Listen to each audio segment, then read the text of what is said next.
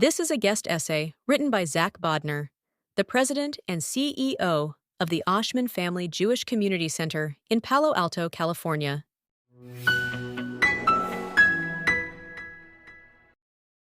Kuto. If I am not for myself, who will be for me? If I am only for myself, what am I? If not now, when? Hillel the Elder Gornished. Bupkis. Zilch. That is what we have gained by encouraging our progressive, open-minded diaspora Jewish kids to leapfrog the first axiom in the famous Jewish sage Hillel's famous three-pronged quote, "If I am not for myself, who will be for me?" And jump right to the second one. If I am only for myself, what am I? In other words, by teaching our children to take care of others but not their own family, we have failed them. In the best-case scenario, we have been too humble to teach our kids to say proudly, "The Jews have a purpose, to be a light unto the nations, to lead the charge in repairing our broken world." And that starts with being our brother's keepers.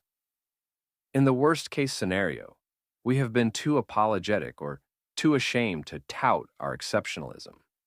So, we have overcompensated, hoping that self-criticism and obsequiousness would endear us to the non-Jewish world. Either way, we have made a big mistake. It is one thing to criticize the actions of the Israeli government. Show me one Israeli who doesn't do that. But it is another thing entirely to call for the end of the Jewish state, along with the 8 million Jews who live there. To be fair, most of our children do not support our enemies.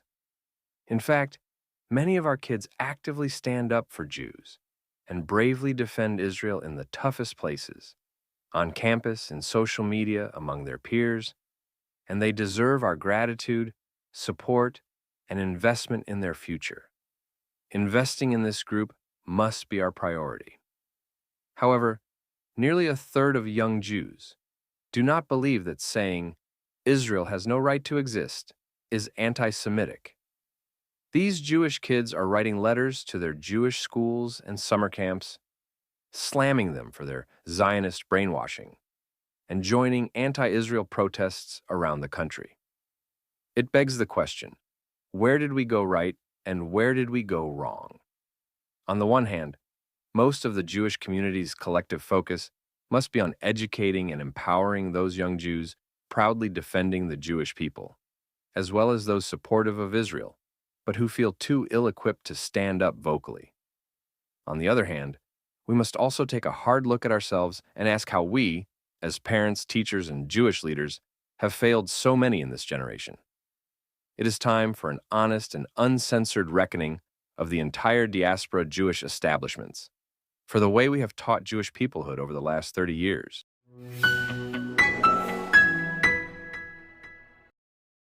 Within weeks following the October 7th massacres, before Israel entered the Gaza Strip to go after Hamas, before a single Palestinian child was killed in the IDF's operation, the world got on the anti-Semitic crazy train, blaming Israel for what terrorists did to the Jews, taking too many of our Jewish children along with them. How did that happen? How did our open-minded, progressive kids come to stand side by side at protests and encampments with those condoning terrorism, murder, kidnapping, torture, and rape? How did our social justice warriors, who fight every microaggression against every minority, justify the harassment and intimidation happening to Jewish kids on campus? How did our pink hat-wearing feminists go silent on the horrific sexual violence that was used as a weapon of war against Jewish women? How did our truth-seeking student reporters, who loathe the alt-right's so-called fake news, believe that it was okay to blindly accept whatever data, numbers, and quotes were offered by Hamas? How did our big-hearted liberal advocates, who believe that everyone deserves dignity, respect, and freedom, come to believe that those who live in the Jewish state do not have a right to rescue their hostages and defend themselves? And most importantly, most devastating, most heartbreaking, how did young diaspora Jews, who believe every people on earth deserves their own nation, including the Palestinians, Suddenly believe that only the Jews don't have the right to their own homeland? What did we do wrong?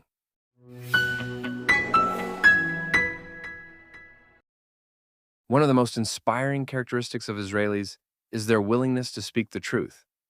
They can be frustratingly direct, which sometimes comes off as too aggressive, but it is almost always done from a place of honesty. Israelis are already demanding inquiries into the failures that led to the October 7th massacres by Hamas. The unprecedented anger, pain, and fear that Israelis are experiencing have led them to demand answers to difficult questions. Israelis are not waiting for the end of the war. They are not waiting for all the hostages to come home. They are deeply engaged in a soul-searching of their national soul. And no one has been spared in Israel. Not the IDF, not the Mossad, not the political establishment. We have seen multiple resignations already, including Brigadier General Avi Rosenfeld, head of the IDF's Gaza division, and Major General Aharon Haliva, head of military intelligence. Surely there are many more to come. As fingers are pointed at everyone, from the Prime Minister down, there is a reckoning happening in the Jewish state. And not just because someone always needs to be held responsible, but because Israel will push hard on the systemic failures to learn from what went wrong, and then make the necessary changes to ensure that it never happens again. It begs the question, will the diaspora Jewish community have the courage to conduct the same scrutiny as the Israelis, to hold our leadership to account for our systemic failures, and ensure that our mistakes also never happen again?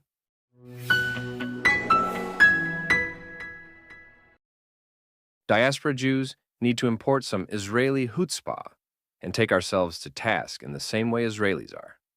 We must have the courage to investigate the failures that emerged after the October 7th massacres on our side of the ocean, specifically the unprecedented and unexpected surge in anti-Semitism that followed, and how our kids got sucked into it. We must subject ourselves to intense scrutiny, hold our leadership to account, and demand answers to these tough questions. Why are so many of our kids woefully unprepared to talk about Israel's history, defend Israel's righteousness in this war, and fight anti-Zionism?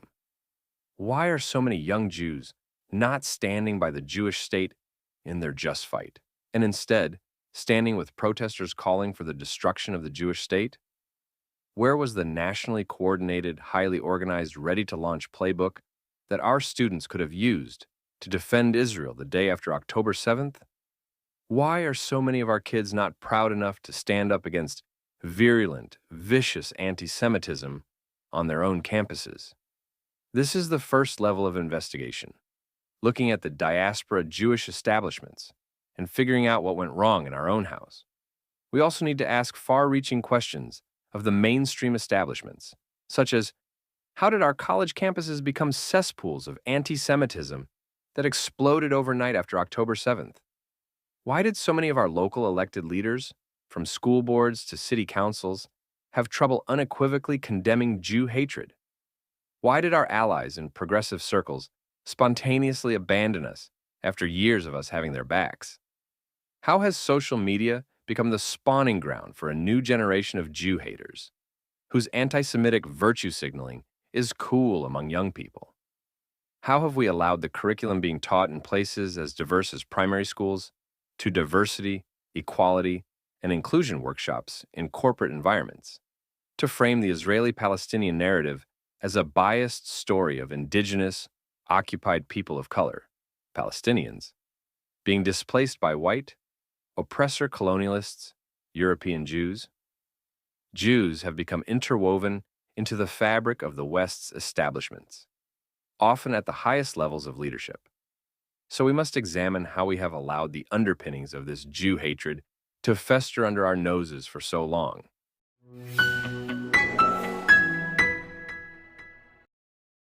Eliza Goodman of the I-Center, a U.S.-based Israel education organization, wrote that since October 7th in the world of Israel education, everything has changed and nothing has changed.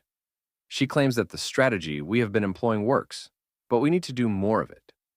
Despite whether or not she is right, the only way we will really know what works is if we do a comprehensive evaluation of the last 30 years of diaspora Jewish life, a national commission of inquiry.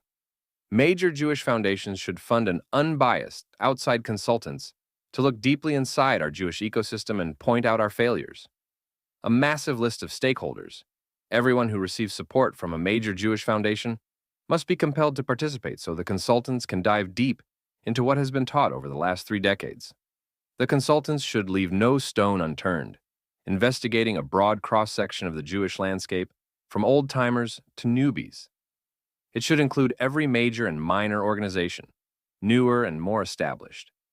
It should include leaders of major Jewish day schools and supplementary Jewish schools, teen professionals from Jewish youth groups and summer camps, rabbis from each denomination, as well as leaders from independent minyanim, university leadership and professors, as well as college organizations like Hillel. It should include other groups focused on Jewish education, such as Jewish community centers, Birthright, Moish House, and locally based groups. It should include high school students and college kids, as well as recent graduates. It should include Jews of different backgrounds and political beliefs, and be as broad as possible. The consultants should investigate the Jewish community's education policies, strategies, philosophies, trainings, tactics, textbooks, social media content providers, etc. They should discover which organizations are succeeding and the ones that failed. They should determine the practices worth continuing and those that need to be discontinued. The consultants should make some major revelations that will determine the future direction of Jewish peoplehood education in the Jewish diaspora. And then, just as major Jewish foundations came together to create Birthright a generation ago, they should fund a massive initiative to instill deep Jewish pride in the next generation. Our community cannot wave off this challenge, telling ourselves, this is just what college kids do. Skip classes and jump on the bandwagon of some issue they don't fully understand. And when this war ends, they will move on to the next cause célèbre. And in any case, in a few years, when they start having kids, they're going to return to the fold because they need high holiday services, just like generations before them did. We must not wave it off because this time it is different. This time, the vitriolic hatred is not behind the closed doors of country clubs and boardrooms. It is out in the open on college campuses and New York subways. The criticism of Israel should not do this has metastasized into the anti-Semitism of Israel should not exist. While that is not new, what is new is that too many of our Jewish kids are embracing that demented worldview.